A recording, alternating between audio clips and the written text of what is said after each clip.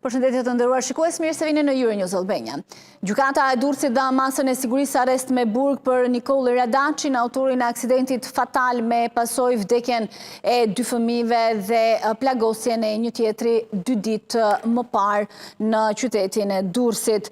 Radaçi doli para gjykatës ku u caktua masa e sigurisë arrest me burg për akuzat shkelje rregullave të qarkullimit rrugor me pasojë vdekjen, drejtimi i mjetit në gjendje të parregullt dhe largim nga vendi i aksidentit. Gjatë seancës, ai nuk dha asnjë deklaratë dhe u paraqit në gjendje të rënduar emocionale. Avokatja mbrojtëse e caktuar nga shteti tha se i pandehuri ka shprehur pendes.